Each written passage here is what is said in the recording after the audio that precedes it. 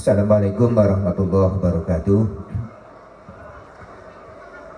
Bismillah, alhamdulillah, salatu wassalamu ala rasulillah, la hawla wa la quwwata illa billah, ma ba'du. Bapak Ibu wali santri Madrasah Sanawiyah Al-Fajar maupun Pondok Pesantren Al-Fajar yang dimuliakan Allah, Bapak Ketua Yayasan Bapak Haji Maulana Ngatiman, Bapak Ketua Komite Bapak Haji Abdul Said Esud, kemudian perwakilan dari wali santri hari ini Bapak Ansobari dan juga pengurus yayasan yang hadir, dan Bapak Ibu Dewan Guru dan anak-anakku sekalian yang saya cintai. Syukur alhamdulillah, salawat serta salam semoga tetap tercurah pada Rasulullah SAW beserta para sahabat, keluarga dan umat beliau kiamah. Allahumma amin. Bapak Ibu mohon izin untuk anak-anak santri baru siswa baru MTS, bisa didengar omongan saya? Bisa? Tolong supaya lebih semangat ya. Nanti kalau saya baca salam dijawab. Kalau saya tanya apa kabar, jawabnya alhamdulillah. Kalau saya bilang santri Al-Fajar, bilang oke, sambil angkat tangan ya. Khususnya anak-anak santri baru. Assalamualaikum. Kurang nyaring. Assalamualaikum. Apa kabar? Alhamdulillah, alhamdulillah tadi. Apa kabar? Yang keras, apa kabar? Santri Al-Fajar.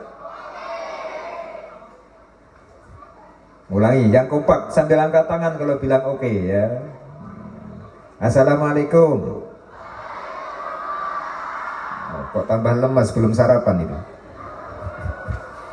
Tadi udah dikasih sarapan Bu sebelum berangkat tadi. Oh yang keras suaranya. Assalamualaikum. Nah gitu, apa kabar? Ya, santri Al-Fajar. Mana tangannya? Santri Al-Fajar.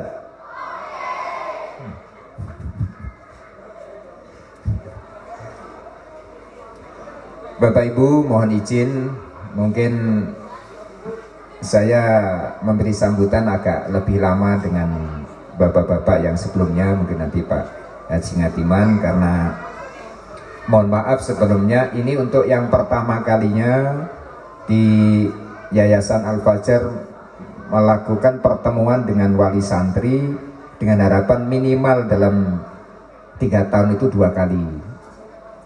Yang sudah-sudah itu pertemuan wali santri hanya dilaksanakan pada kelas akhir. Ketika kelas 3 Bapak Ibu wali santri diundang untuk bertemu dengan pihak yayasan dan sekolah. Namun untuk mulai tahun ini alhamdulillah kita diupayakan minimal ketemu ketika awal daftar di MTS Al-Fajar, dan mudah-mudahan nanti kita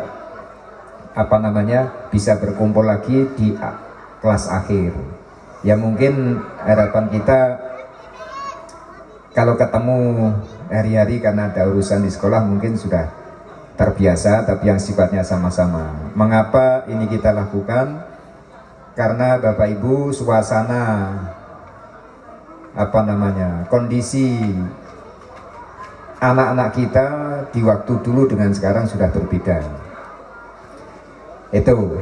Nah yang kedua, kita sadari bersama Bapak Ibu, kita ini sebagai orang tua punya amanah yang sangat besar, terutama dalam mendidik anak-anak kita. Kenapa ini kita lakukan Bu? Mohon maaf, yang pertama ya, ini saya pernah mendengar ada ungkapan seorang kiai bilang gini Bu, dan ini jadi fenomena yang kelihatannya memang nyata gitu. Orang tua dulu dengan sekarang beda. Orang tua dulu dengan sekarang beda. Mungkin di waktu ibu-ibu, bapak-bapak dulu waktu sekolah, dengan anak-anak Bapak Ibu sekarang ketika sekolah suasananya sudah berbeda. Ada ungkapan seorang kiai itu gini Bu, induk ayam itu kalau mengerami telur ayam itu yang menetas apa Bu? Yang menetas ayam apa bebek Bu? Kalau mengerami telur ayam yang menetas ayam, kira-kira antara induk dengan anaknya nih sama enggak Bu? Sama-sama ayam. Iya kan Bu? Tapi sekarang banyak ayam yang dirami bukan telur ayam tapi telur bebek. Nah, kira-kira kalau dirami bebek, dirami telur ayam itu kira-kira menetas enggak Bu? Menetas enggak Bu? Menetas, tapi induknya ayam, anaknya bebek. Kira-kira bebek ini mau ngikuti induknya enggak Bu?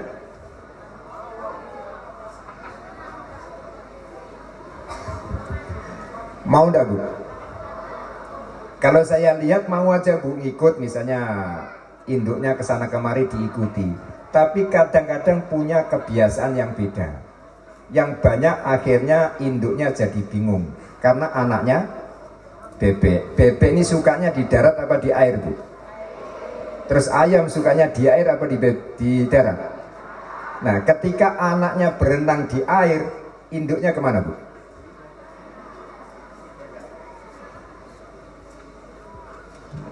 Jadi banyak induk ayamnya ini bingung. Kenapa hobi anaknya di air, ibunya tidak bisa ikut.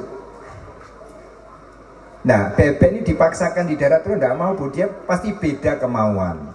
Nah, ini realitas kita sekarang.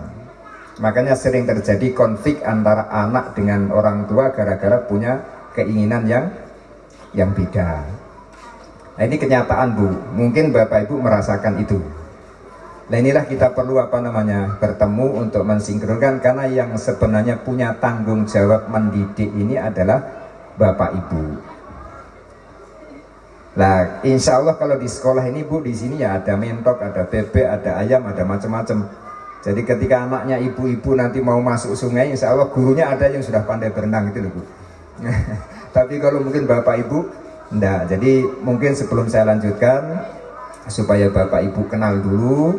Jadi mohon maaf, yang pertama tadi sudah diperkenalkan, yang di tengah pakai baju putih Bapak Haji Maulana Ngatimani selaku Ketua Yayasan. Ketua Yayasan yang menaungi seluruh satuan pendidikan yang ada di Yayasan Al-Fajar. Karena di sini ada Madrasah Ibtidaiyah, ada Madrasah Sanawiyah, ada Madrasah Aliyah, ada SMK, ada pondok pesantren, ada santri Kalong, ada santri Pingamat, ada santri macam-macam. Nah, itu yang menaungi semuanya adalah yayasan. Yang kedua yang memberikan sambutan tadi Bapak Haji Abdul Syahid. Mestinya Bu ya, mestinya untuk jadi ketua komite itu ada anaknya. Ya, tapi beliau itu anaknya tidak ada di sini. Kenapa? Sudah gede-gede, ada yang di Jogja, ada yang di Turki. Tapi kita tetap berharap beliau jadi ketua komite. Kira-kira sampai ikhlas saja kalau Bu? Itu. Alhamdulillah, karena beliau termasuk salah satu pendukung utama yang ada di Yayasan Al-Fajar. Untuk di pondok pesantren beliau partisipannya sangat besar dalam membangun gedung. Alhamdulillah ketika beliau jadi anggota dewan, kita dapat bantuan dana pemerintah itu hampir 1,5 miliar. Sehingga kita bisa bukan gedung-gedung ini. Kenapa? Kita juga tidak mengira Bu, kemarin dari panitia penerimaan siswa baru direncanakan yang akan diterima itu hanya 2-3 lokal. 2-3 lokal kali 30 berarti berapa itu? 90. Ternyata yang datang hampir 200. Nah, ini mohon maaf nanti 200 Bu. Sementara kita ini lembaga pendidikan pondok pesantren tidak bisa menolak anak-anak yang mau belajar di sini. Dan alhamdulillah hampir 4-5 tahun terakhir memang yang daftar tidak ada yang karena tidak diterima di sekolah lain. Memang dari awal maunya di pondok. Dan ini kemungkinan juga karena bapak ibunya merasakan, karena saya lihat di sini yang daftar di sini dulu adalah santri di sini. Makanya saya ketemu di situ, mana anakmu, saya bilang. Ada yang bilang ini adik saya Pak, ini anak saya. Jadi dulu mondok di sini, sekolah di sini, sekarang sudah punya anak, anaknya dikirim ke sini lagi. Itu. Jadi rupanya tidak bosan-bosan ngasih pekerjaan gurunya gitu. Seanak cucunya suruh ngurusi kita gitu. Itu hampir 200. Dan ini makanya dibikin gedung baru lagi, karena apa? Sekarang ternyata yang datang lebih dari 5 lokal. Ini alhamdulillah, ini beliau yang termasuk pendukung utamanya, yang terutama dalam sarana prasarana dan sekaligus kita selalu komunikasi. Nah, kemudian yang kedua, nah saya punya banyak pekerjaan ini Bu, di Madrasah Sanawiyah sebagai kepala sekolah. Nah, ini sekaligus juga pimpinan pondok pesantren, dan masih banyak lagi. Kemudian yang kedua, yang di belakang saya ini Bapak Sukamto, ini selaku bendahara yayasan. Mungkin ada yang kenal, ada yang belum. Beliau ini pensiunan BPP. Nah, kemudian lagi jomblo nih Bu, ya. Karena sudah ditinggal ibunya, tapi kita doakan mudah-mudahan segera ada ibu baru. Wah, ini ibu-ibunya amin semua, insya Allah kabul ini. Kemudian yang, karena ini khusus MTS ya, untuk kenalkan kepala MI, kepala MA tidak ikut hadir SMK, ya di lingkup MTS. Kemudian Pak Lutfi yang membawa acara ini adalah wakil kepala urusan kurikulum, yang ngurusi masalah proses pendidikan sekaligus administrasi seluruhnya yang ada di sekolah. Lalu yang ngasih sambutan tadi, yang pakai belangkon tadi itu Pak Solikin, itu wakil kepala sekolah urusan kesiswaan. Jadi nanti yang berkaitan dengan seluruh aktivitas murid, kedisiplinan murid dan macam-macam itu, yang bertanggung jawab adalah Pak Solihin. Lalu di belakang saya pakai top ini Pak Ediatno. Nah, ini wakil kepala urusan hubungan masyarakat. Ini satu-satunya guru di Al-Fajar yang berstatus ASN, pegawai negeri. Dulu beliau juga termasuk santri Al-Fajar. Waktu itu belum ada sekolah formal madrasah diniyah, beliau santri Al-Fajar, sudah sukses jadi sarjana, alhamdulillah kembali ke sini. Nah, itu. Kemudian yang paling kanan di belakang Pak Yai Haji Muhammad Junaidi. Ya, ini di samping guru di Madrasah Sanawiyah, beliau kepala Madrasah Diniyah di Pondok Pesantren Al-Fajar. Nah, kemudian sampingnya ada Pak Sanuji, ini selalu guru. Kemudian ibu-ibu yang ada di belakang, kurang lebih tenaga pendidik yang ada di Madrasah Sanawiyah khususnya itu ada 26, sekitar 26 sampai 27 orang. Inilah Bapak Ibu yang akan membantu Bapak Ibu untuk mendidik anak-anaknya. Nah, kemudian yang kedua, kami para Dewan Guru, Bapak Ibu, dan juga para asatidzah di pondok pesantren ini punya dua tanggung jawab. Yang pertama, karena dari kurang lebih 180 santri yang hari ini hadir, ya, ini kan ada dibagi dua Bu, dibagi dua. Yang pertama, mereka yang belajar hanya di Madrasah Sanawiyah. Kemudian ada kurang lebih hampir 80 lebih, hampir 80 lebih sekaligus sebagai santri yang mondok. Itu, jadi yang 180-an, yang 100 mungkin mereka hanya belajar di MTS, pulang pergi dari jam 7 pagi sampai jam kurang lebih jam 12 atau jam 1. Yang 80 ini nanti belajar di Pondok Pesantren Al-Fajar 24 jam.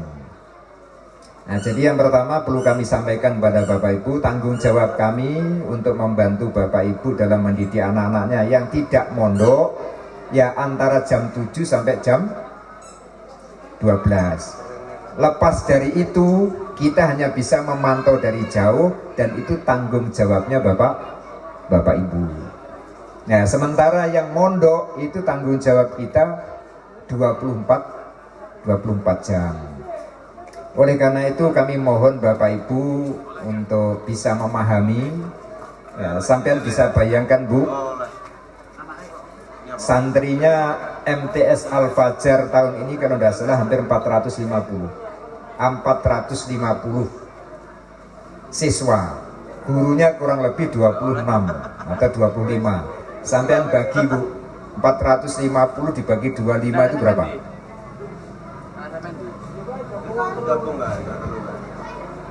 Satu orang dapat berapa itu? 20 ya?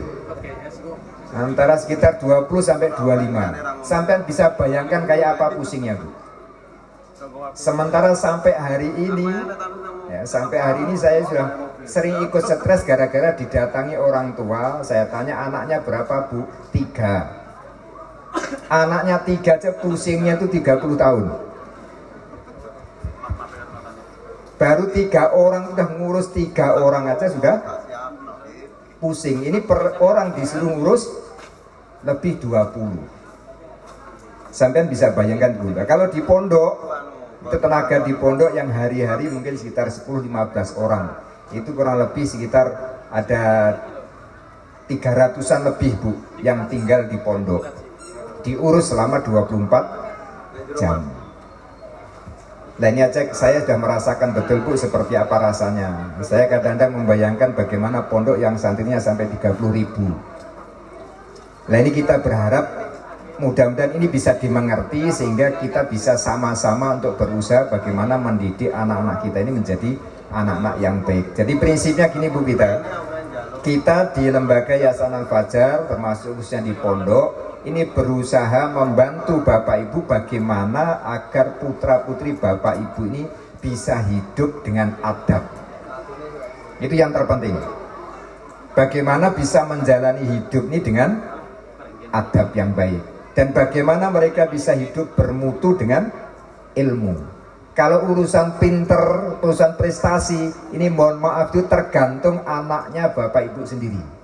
Kami para guru tidak bisa Bu membuat anak sampean berprestasi. Misalnya juara 1 sepak bola kelas dunia misalnya tidak bisa. Juara pidato tingkat ASEAN tidak bisa. Untuk prestasi tergantung putra putri Bapak Ibu sendiri. Karena ketika Bapak Ibu bagaimanapun ketika anaknya Bapak Ibu tidak mau belajar ya tidak bisa. Jadi urusan prestasi kita kesampingkan, itu tergantung anaknya Bapak Ibu. Jadi kita fokusnya bagaimana mendidik putra putri Bapak Ibu itu bisa menjalani hidup dengan adab yang baik. Syukur-syukur bisa hidup ini bisa betul bermutu dengan diberi ilmu. Nah ini kita perlu sama-sama pikir Bu. Kenapa ini kita sampaikan Bu? Karena sering salah paham. Ini mohon maaf. Kadang-kadang anaknya sekolah ini ketika prestasi anaknya kurang baik yang disalahkan sekolah. Ini sekolah kok nilainya jelek-jelek ini, jadi guru ini pintar orang gitu. Padahal sampai di sini, jadi kalau kita berprinsip gini Bu, kalau ilmu bisa didapat sepanjang masa. Nah, inilah Bapak Ibu yang perlu kita sinkronkan. Jadi yang pertama mohon maaf Bapak Ibu tadi diwakili Pak An diserahkan ke kita, mohon keikhlasannya diserahkan sepenuhnya. Nah, diserahkan sepenuhnya dengan harapan bagaimana? Yang kita maksud diserahkan sepenuhnya gini Bu. Kalau memang mempercayakan anaknya ke Al-Fajar, ya seandainya nanti di belakang proses perjalanan pendidikan ada hal-hal yang tidak sesuai dengan keinginan ibu-ibu, ya jangan terlalu memaksakan. Ya tadi itu Bu, antara antara ayam sama bebek tadi itu Bu, maunya induknya kan di darat, tapi maunya anaknya di air. Sementara induknya mau nyebur air tidak bisa renang.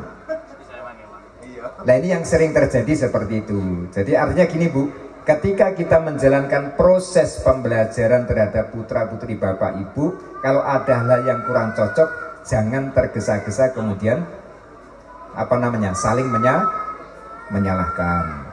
Itu yang terpenting. Kenapa ini saya katakan, ini kan baru pertama ketemu, karena kadang kita gini Bu, satu contoh nih Bu, satu contoh, mohon maaf ini contoh kecil, tapi untuk hal-hal semacam ini mudah-mudahan nanti bisa dicarikan solusi. Sekolah tidak menghendaki anak-anaknya bawa handphone, tapi bapak ibunya malah nyuruh bawa. Nah, ketika handphone di sekolah itu disita di sekolah atau disuruh nitipkan di sekolah, lalu bapak ibunya marah. Kenapa handphone anak saya disita? Itu kan handphonenya anak saya, duit-duit saya misalnya. Umpamanya Bu, ini kan satu proses yang berbeda. Nah harapan kita gini, ketika sudah di sekolah, tata tertib aturan yang dijalankan sekolah, bapak ibu hendaknya memaklumi. Nah kenapa ini kita katakan Bu, kita belak-belakan aja Bu, karena yang datang di sini saya tidak yakin bahwa memang betul-betul ingin belajar. Ini mohon maaf Bapak Ibu ya, saya katakan belak-belakan aja supaya kita nanti sama-sama bisa membina anak kita menjadi lebih baik. Apakah kira-kira semua Bapak Ibu yang menyekolahkan anaknya di Al-Fajar ini karena memang punya niatan pengen jadi anak yang soleh, anak yang pintar semuanya gitu kira-kira Bu? Itu kepingin, tapi ternyata tidak sedikit disekolahkan di Al-Fajar karena jengkel ngurus anaknya. Ada enggak kira-kira Bu?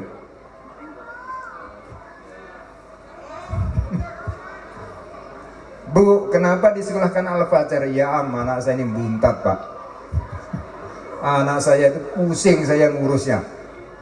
Ya, jadi setidak-tidaknya kalau di Al-Fajar kan mengenal agama supaya diajari, berarti niatnya bukan mau belajar ilmu tapi memberesi anaknya yang tidak beres. Ada juga kenapa Bu disekolahkan di sini? Aduh pusing aku Pak kalau di rumah. Berarti sekolahnya karena pusing ngurus anaknya. Disekolahkan karena di rumah buntat. Jadi macam-macam. Tapi tidak apa-apa, ya, tidak apa-apa, punya niat macam-macam tidak apa-apa. Kenapa? Karena ini semua adalah anak umat gitu loh Bu. Ya, jadi kan yang penting tujuannya itu baik, walaupun alasannya banyak, alasannya macam-macam. Ada juga yang kenapa ke Al-Fajar? Iya Pak, di Al-Fajar itu murah. Nah, itu murahnya apa? SPP-nya hanya 50.000 sebulan. Saya dengar-dengar yang nggak mampu pun gratis. Tahun ini baru 50.000, tahun sebelumnya hanya 30.000 per bulan. Sampai bayangkan Bu, anak dididik dibiayai 30.000 sebulan itu loh. Nah kok mintanya jadi insinyur. Kita sering nanya ke anak-anak, sampai disangui sekolah bungu berapa? Coba angkat tangan yang sangunya 5.000. Di antara satu kelas 30-40 orang paling satu yang angkat tangan. Nah, kalau yang 10.000 agak banyak, yang 20.000 lebih banyak. Nah sekarang kalau anggaplah 10.000 aja, satu hari 30 hari berapa Bu? 300.000 untuk sangunya. SPP-nya berapa? 30.000. Yang 30.000 jadi ilmu, yang 300.000 jadi tai. Nah ini yang perlu kita bangun bersama Bu. Jadi intinya tidak apa-apa punya latar belakang karena nakal, karena buntat, karena macam-macam, terserah. Intinya kita punya niatan anak kita menjadi anak yang baik. Nah itu di situ. Makanya kita insya Allah para guru ikhlas untuk bisa mendidik anak Bapak Ibu. Apapun alasan Bapak Ibu, kita tidak memandang anak sampai itu buntat, anak sampai itu nakal, anak sampai itu tidak. Yang kita pandang anak-anaknya Bapak Ibu adalah anak-anaknya umat yang harus kita siapkan bersama untuk demi masa depan umat, khususnya umat Islam, karena ini adalah satu-satunya lembaga yang berciri khas agama Islam. Nah, oleh karena itu harapan kita Bapak Ibu, walaupun latar belakangnya macam-macam, tolong yang ikhlas, kemudian didoakan, dan tolong jangan hanya didoakan anaknya saja Bu, tolong doakan guru-gurunya juga, mudah-mudahan sabar gitu loh. Nah, saya yakin Bapak Ibu kalau seandainya suruh ngajar kayak guru Madrasah Al-Fajar digaji segitu, saya yakin tidak akan sanggup. Ibu-ibu didik anaknya itu digaji sama bapaknya berapa sebulan Bu? Anaknya ibu 3, sampai dikasih belanja bapaknya untuk didik ibunya itu dikasih berapa? 1 juta?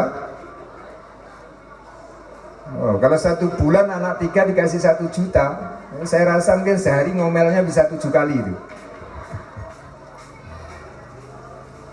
Nah, guru-guru Al-Fajar ini Bu ngajar sehari ada yang sampai 30 jam, ada yang sampai 40 jam, ada yang termasuk Pak Solihin, Pak Haji Junaidi ini hampir 40 jam satu hari. Jadi mungkin mau beranjak dari tempat duduknya ngajar aja Pak, lah itu digaji 1 jamnya hanya 50.000. Sekarang sampai hitung Bu, kalau jamnya 10, 5.000 berarti berapa? Kalau 10 jam 500, kalau 40 jam 2 juta, 2 juta 1 bulan. Ngurusi anaknya bapak ibu, belum ngurus anaknya sendiri, belum ngurus istrinya sendiri.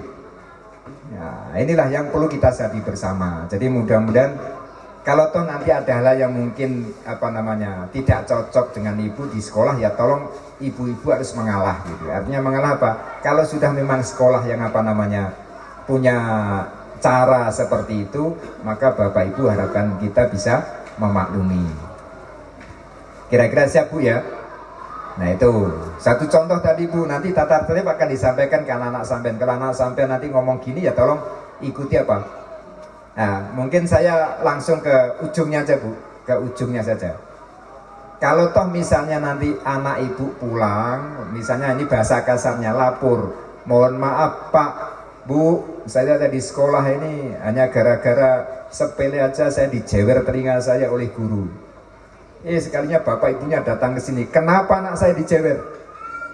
Nah, harapan kita jangan sampai terjadi seperti bila perlu kenapa dijewer? Gini alasan macam-macam. Ya sini yang telinga kiri, sampai yang jewer kirinya gitu loh. Jadi kita punya langkah yang sama. Mohon maaf Bu, kenapa ini kita sampaikan, karena semakin ke belakang ini ya tidak banyak, tapi ada yang seperti itu. Jadi posisi kita ini serba salah. Ini beda dengan dulu Bu, makanya saya bilang tadi beda dengan dulu. Sekarang udah banyak loh Bu kepala sekolah di penjara, guru di penjara gara-gara nempeleng muridnya. Hanya ditempeleng aja loh Bu. Ya mungkin tidak sampai mati atau pingsan, enggak. Orang tuanya lapor polisi, ya mau tidak mau diproses. Nah itu kita mencoba Bu di Al-Fajar itu masih bisa menerapkan yang sifatnya bagaimana anak ini dididik, bukan hanya diberi pengetahuan pengajaran, tapi dididik mentalnya gitu, dididik mentalnya. Jadi supaya punya kesiapan mental yang baik, apalagi yang sekarang anak-anak kita yang baru ini kan semakin hari semakin kecil-kecil, sampai bisa bayangkan seperti apa. Itu yang pertama. Jadi intinya Bapak Ibu sudah serahkan, tolong Bapak Ibu mendukung terhadap proses pembelajaran di Madrasah Sanah Al-Fajar walaupun dari rumah. Nah, menyangkut masalah biaya dan segala macam, insya Allah kita tetap berusaha bagaimana agar proses belajar mengajar di Al-Fajar ini tidak terganggu dengan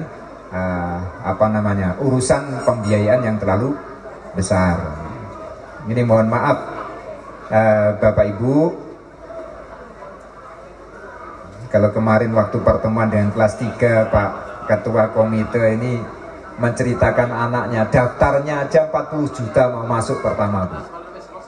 40 juta itu masuk pertama, per bulan tidak salah berapa Pak? 3-4 juta, 7 juta 1 bulan. bayari anaknya sekolah 1 bulan 7 juta, daftarnya 40 juta. Nah di Al-Fajar ini sampean bayari anaknya 1 tahun berapa? 50 kali 12 600.000 1 tahun. Nah kemarin masuk pertama di berapa pendaftarannya itu? 1.365.000. Kemahalan nggak Bu kira-kira? 1.300.000 sekian pun nanti anak sampean dapat buku, dapat baju, dapat macam-macam. Jadi semua kembali untuk anak. Nah itu. Nah tapi jangan sampai biaya murah ini membuat kita lemah dalam mendidik anak-anak kita. Jadi intinya itu Bu ya, mohon Bapak Ibu dengan ikhlas, kemudian apapun yang dijalankan di pondok mohon memberikan dukungan. Jadi kalau toh ada apa-apa yang sekiranya ada yang tidak cocok, komunikasi dengan sekolah, yaitu komunikasi dengan sekolah. Nah. Dan jangan sampai, ini sekali lagi mumpung ingat Bu, jangan sampai kalau ada hal-hal yang perlu dikomunikasikan dan sekolah itu lewatkan lewat medsos. Nah, ini mohon maaf Bu ya, mohon maaf. Sekali lagi mohon maaf, pernah terjadi seperti itu. Lalu beredar di medsos itu, kenapa siswa MTS Al-Fajar ini kok banyak malingnya katanya. Padahal hanya ada 1 orang mungkin ada masalah, dan itu mungkin juga masalah yang sangat sepele, tapi disebarkan lewat media sosial. Itu yang pertama, saya sebagai Kepala Madrasah Sanawiyah. Nah yang kedua, saya mau ngomong sebagai pimpinan pondok pesantren Bu, karena kan tadi kan ada sekitar 80 anak yang akan tinggal di pondok pesantren. Ini saya juga mohon Bu, mohon doanya, mohon dukungan, mohon keikhlasannya. Kalau toh ada kekurangannya di sana sini juga bisa dimaklumi, karena kita masih terbatas dan kita akan membantu Bapak Ibu menangani selama 24 jam di pondok. Jadi yang terpenting mohon tata tertib aturan yang ada di pondok itu bisa diikuti, supaya diikuti. Jadi artinya gini Bu, di pondok itu ada beberapa aturan. 1, ke pondok tidak boleh bawa handphone misalnya. Ya tolong ibu-ibu, bapak-bapak jangan dikasih, apapun alasannya. Kenapa? Karena ternyata walaupun sudah kayak gitu, itu masih juga ada anak dan orang tua ini kompak gitu. Ya, mungkin saking sayangnya sama anaknya. Waduh kasihan anak saya ini, nanti kalau ngomong gimana, kalau nanti sakit gimana dan segala macam. Nah itu, ini sering Bu, ini mohon maaf saya kenapa ngomong kayak gini. Ini bikin pusing kita Bu.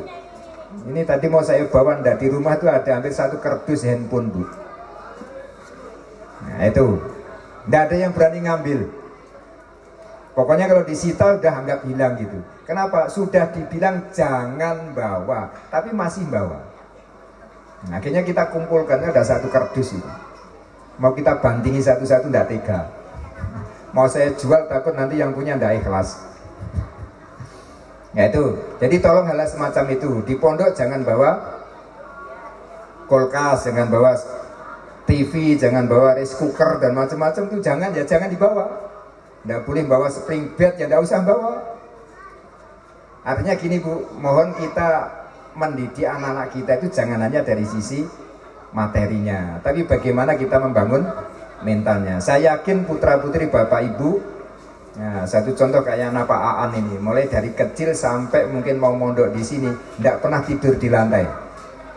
Mungkin tidurnya di spring bed, karena memang ada gitu. Begitu masuk di pondok nggak boleh bawa spring bed, ya udah tidur di lantai. Nih, ya boleh Bapak Ibu kasihan nangis di rumah, nangis tapi jangan sampai ketahuan anaknya. Nah itu artinya gimana? Gini Bu, ada sebuah pondok itu sampai punya mutu gini. Kalau anakmu salah diberi sanksi, selagi sanksi itu tidak mencabut nyawa anakmu, itu akan menjadi pendidikan yang membuat mental anakmu semakin kuat. Nah gitu. Karena kita kan tidak tahu Bu, perjalanan hidup anak-anak kita ke depan seperti apa, tidak tahu. Apakah sama dengan ibu, belum tentu.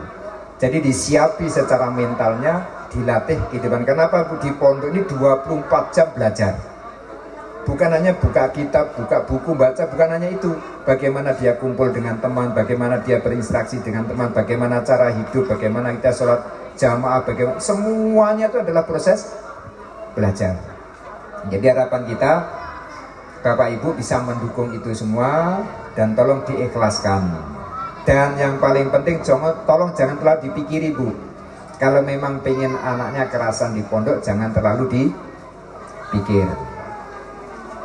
Jadi kalau bisa los gitu loh Bu, ya, los gitu. Pokoknya bismillah los. Kalau sampean kok mau nangis tidak tega, nangisnya di rumah aja gitu.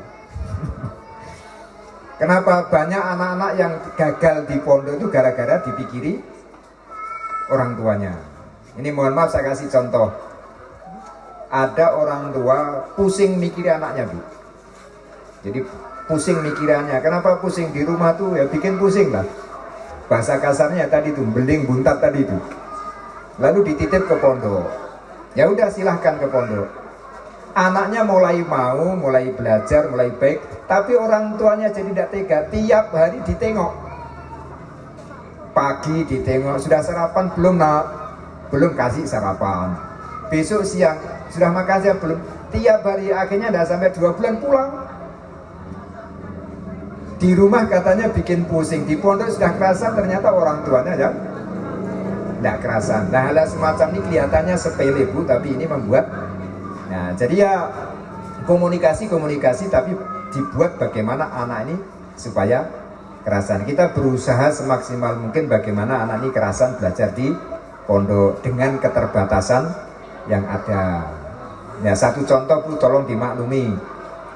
Kalau di rumah itu mungkin ada bapak, ibu, anak 5. Mungkin ada yang rumahnya kamarnya anak 5, kamarnya 5. Berarti satu orang satu kamar. Di masing-masing kamar ada kamar mandi WC-nya. Berarti satu orang satu kamar mandi, satu WC. Atau mungkin satu keluarga ada 2-3 pintu enak. Kalau di pondok anaknya 300, pintu WC-nya paling hanya 20.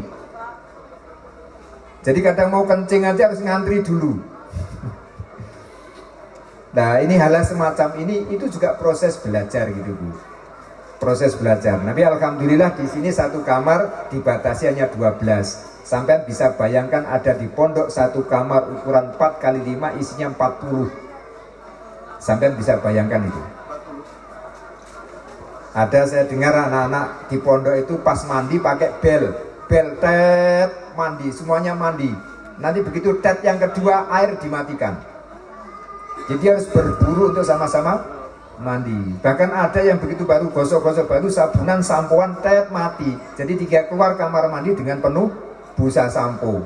Itu udah biasa di pondok.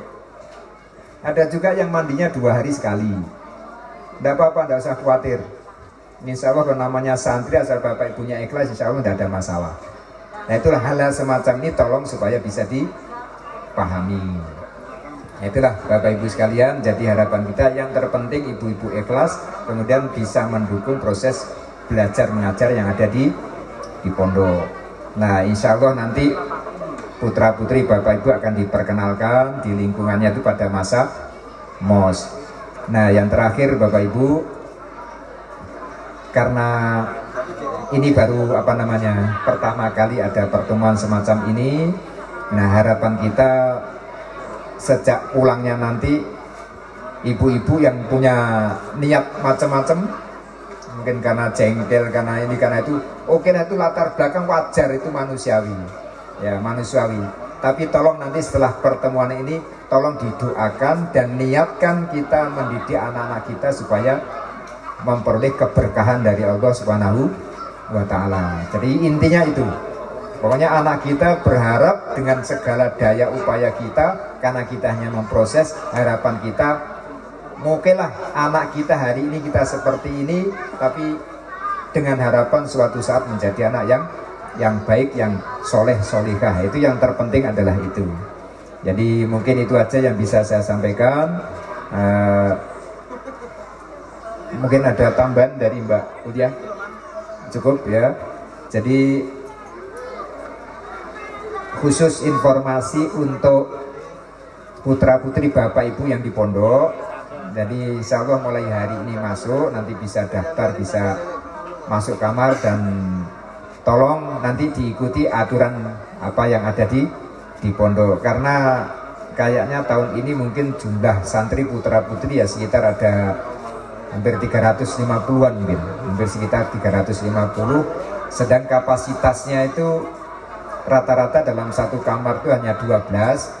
Tapi kalau toh nanti ternyata tidak muat, ya mohon maaf, kalau nanti putra putri bapak ibu yang biasanya satu kamar hanya diisi 12 ternyata jadi 14. Jadi biarkan mereka yang apa namanya, yang ngatur. Kalau nanti bapak ibu ada anak-anaknya pulang laporan gini-gini segala macam, tolong dinasehati.